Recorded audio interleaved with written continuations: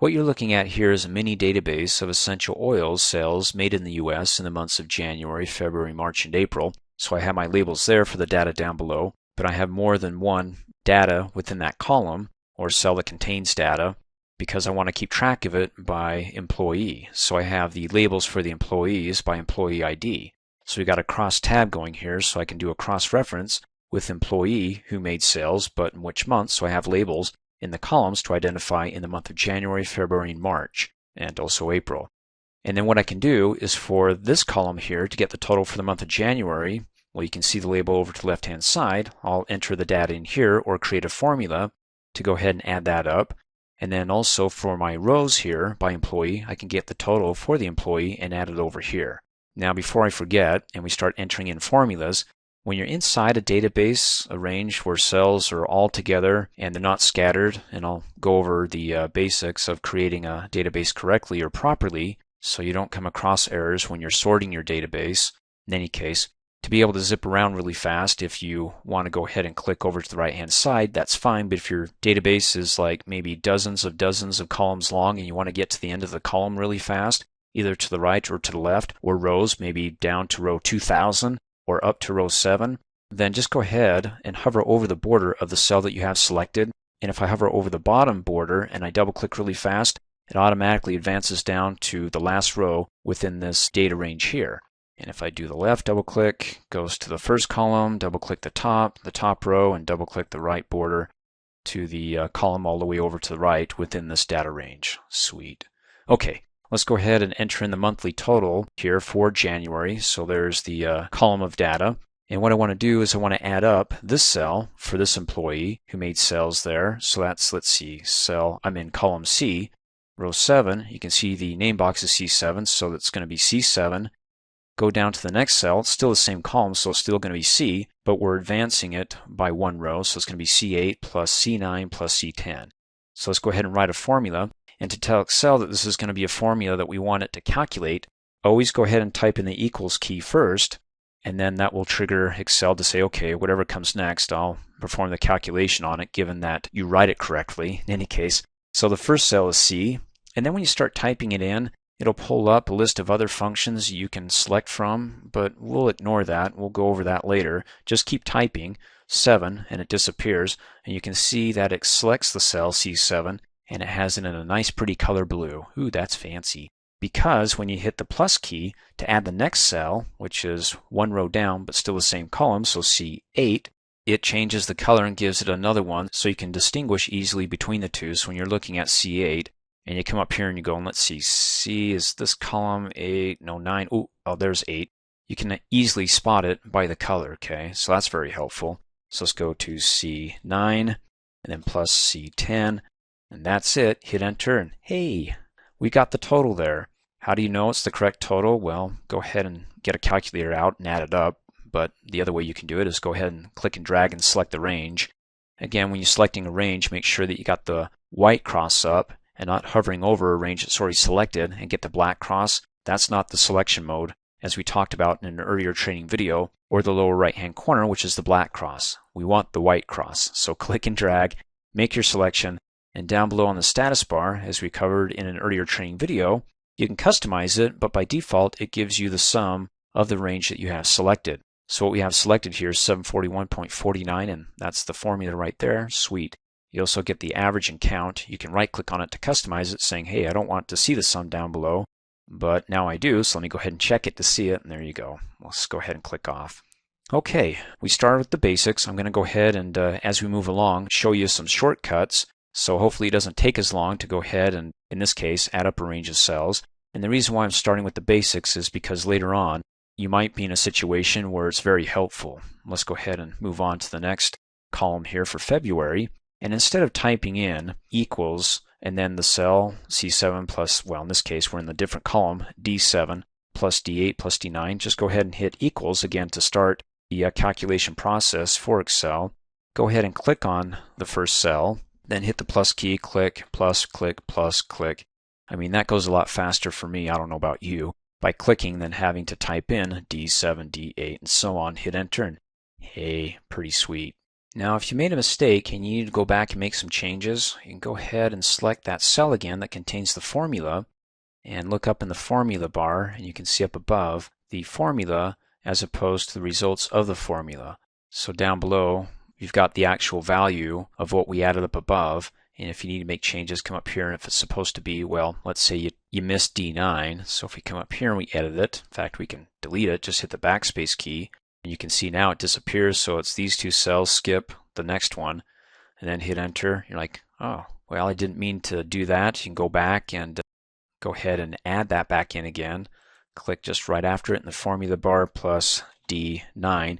And it doesn't have to be uppercase. It's just a lot easier for me if I type in lowercase, even though it doesn't look as pretty. And then plus, and then you can see all the different fancy colors there, letting me know that up in the formula bar, D7 is the first cell, D8. It's easy to identify. Hit enter, and then go ahead and select it again, and it automatically puts the lowercase d in uppercase. So in any case, you can go ahead and do it all lowercase.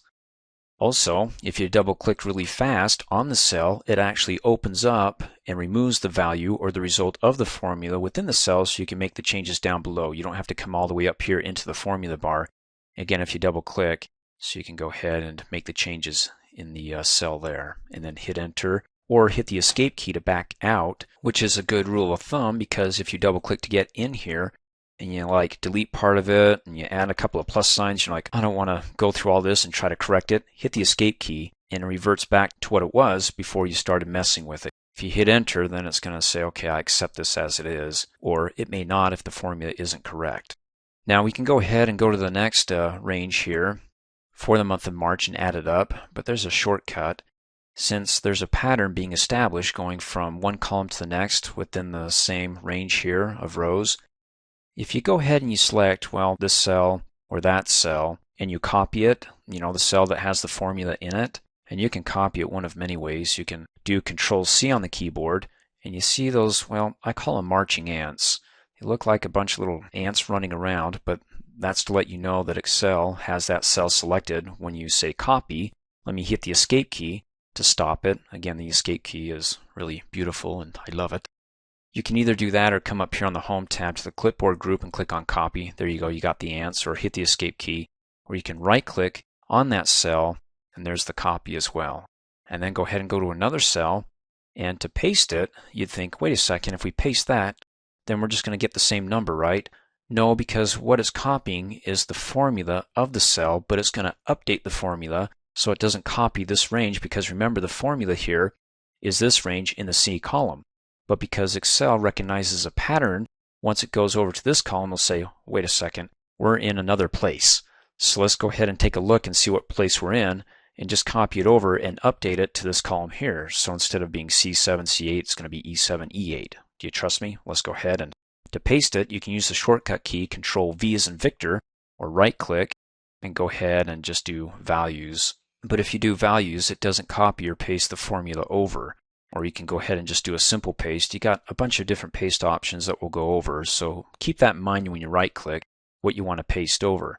So if I do values, well, it didn't copy the formula over and paste it. It just did the result, which is the value. And if we don't copy the formula over, it's not going to update it and give us the correct number here. It's just copying the number here and pasting it over there, so we don't want that. Let's go ahead and hit undo. It's still in the copy mode, so you can go ahead and right-click again and then just do the first paste. It pastes the formula over, or again, Control-V as in Victor to paste, or come up here on the Home tab to the clipboard group and do the paste clipboard there. You can see in the pop-up, Control-V will also paste. And there you go. Let me hit the escape key so I can stop the marching ants here and not have that cell in copy mode. And with this cell selected, you can see up in the formula bar, it's not the exact same. I mean, it is as far as rows go. I mean, there's 7, 8, 9, and 10, and there's rows 7 through 10. But in the March column, which is what? Column E. So cool. I don't have to go through all that work again. I can just copy and paste, and then Excel will see the pattern, update it, and say, okay, we're in a different column. Let me just go ahead and update it, and there's the same formula, but being in a different column here, let's just go ahead and update that to the E column. Now, another way you can do this besides copying and pasting is that we've got one more to go here. You can simply hover over the lower right-hand corner of the cell that you have selected, which is, well, adjacent to it, and you see the black cross. That's known as the AutoFill handle, and we'll cover that later on. But to keep it very simplistic and basic, it'll actually, when you click and drag, basically perform a copy of what we have selected here. So if I get the black cross, click and drag to the right and let go, ooh, that's cool. And you can see when I have it selected, it copied over the same formula, but it updated it because we're in a new column here. So we've got the same rows, but now we're in column F. So the total for column F for the month of April is 901.53. Select the range. You can confirm it down below in the status bar, 901.53, sweet. Okay, let's go ahead and do some other formulas, like let's do another basic one for the average. So for this month, what's the average? Let's see, if I eyeball it, okay, the lowest value in that range is 110, the highest is 220, and in fact, most of them are in the 200s, so maybe 195 or so. In any case, let's get the exact average for the range here. Again, you can click and drag to select it and get a temporary average down below. Ooh, I was only off by 10, 185. Okay, in any case, the formula for getting the average is taking the total and dividing it by, well, how many employees do we have here for to get the average between all the employees for the sales in the month of January. So we can hit the equals key on the keyboard again to let Excel know we're starting another calculation. And what cell has the total? It's that one right there. And then the symbol for dividing, again, the cell total right here by the number of employees is the /. You have the / and the backslash. The / is the key on the keyboard that has the question mark above it.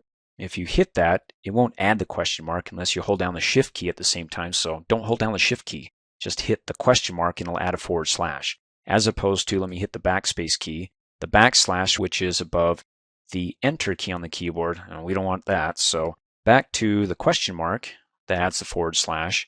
That's for division. And then go ahead and type in the number 4 and hit enter.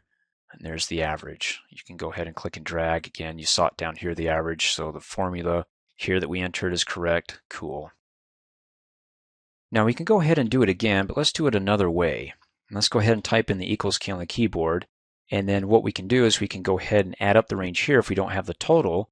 And we can do that by selecting a cell, plus, select plus, select plus, select plus.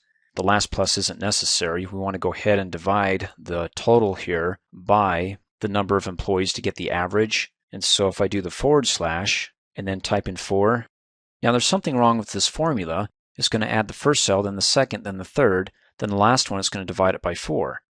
I mean, that's not going to be the correct average when I hit enter, because when you select it, the range, you can see we're way off because it's taking the last cell and dividing it by 4 when it should take the sum you can see up in the formula bar of everything that we add up first and then divide it by 4. So if you remember back in your algebra days, there's the order of operation.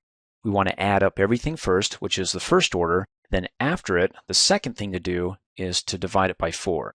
So if I go ahead and double click on the cell really fast, I can go ahead and update it down below, or I can select it and update it in the formula. It doesn't matter. But the order of operation starts with parentheses here, saying, okay, whatever's in parentheses, do first. So I'm going to add an open parentheses on the left-hand side, beginning with the first cell, and then close it off on the right-hand side with the last cell. So it says the first thing you're going to do is add up everything. Then after you add up everything and you get a total there, then go ahead and go outside to the second order of operation and divide everything there by 4. Not just D10, but everything, the total, okay? And then go ahead and hit enter. Hey, there we go. Let's go ahead and click and drag, select the range, and you can see down below the average is 191.69. Now you could say, hey, wait a second, my databases are going to be perfect and I'll never have to do that. I'll just go ahead and do the shortcut when I do my average, which is equals, and then get the total here and divide it by 4, and I'm done. Well, if you have a database where you've got a number over here, a number down here, it's not all together, and you want to do a quick average, and maybe you have a number that's over on column AA, row 10, well, instead of clicking all over the place, if you know the cells, then you can just go ahead and type it in without having to, scroll, find it, click on it, and then scroll back. So you can see the advantage of having to do it, as you recall in our first formula, when we started off the long way by just typing in the cells that we know we want to add up. I mean, granted, it's all right there, and there's even a faster shortcut than what I've shown you here, which we'll cover in the next training video. But definitely, each way has its own usefulness to it. I'm all for shortcuts as long as it makes sense and it works with my database. So, let's come back over here. You may do it by simply getting a total and dividing it by 4, or adding up a range, dividing it by 4 with the order of operation. And then once you have that, since they're adjacent to one another, you can just go ahead and copy and paste. And so you've got the last formula here. Control C to copy, and then Control V to paste, or let me hit the escape key. You can use the AutoFill handle. Hover over the lower right-hand corner of the cell that has the formula that you want to copy over to the next cell adjacent to it, let go, and there you go. So you can see up in the formula bar, it equals F12. It doesn't equal E12. It advanced to the next column, and you can click and drag, confirm it down below until you feel comfortable that what I'm showing you is accurate. In any case, you can pull out a calculator and add it up as well. All right, you don't have to use cells to go ahead and do a calculation. In other words, if I want to do some quick math and say, okay, what's 9 times 220? You can just go ahead and click off in any cell, type in equals, do 9, and the symbol for multiplication is the asterisk, which is over on the right-hand side of the keyboard in the keypad, or you can hold down the Shift key and hit the number 8 on the main part of the keyboard. So there's multiply, and then 220. And you see how I'm not selecting other cells. I'm actually putting it all into one cell and saying just perform the calculation there, hit enter. There you go. So if you have data out here that you want to include in the formula, as you saw up here, you can do it. Or if you don't have any data out here and you want to do something quick, and then when you're done, just delete it, that works too. And then of course, don't forget subtraction. So if we go equals, we type in 1,000 minus 999, enter 1. Hey, thanks for watching. If you like my video, please give it a thumbs up. And if you subscribe to my YouTube channel, as soon as I upload a new video, you'll be notified instantly, and you can do that by coming over here and clicking on my face. You can also click here to support me, so for $2 a month, you can have access to over 2,700 training videos, all ad-free, and for a few bucks more, you can have access to my exercises, instructor notes, quizzes, certificate of completion, and a whole lot more.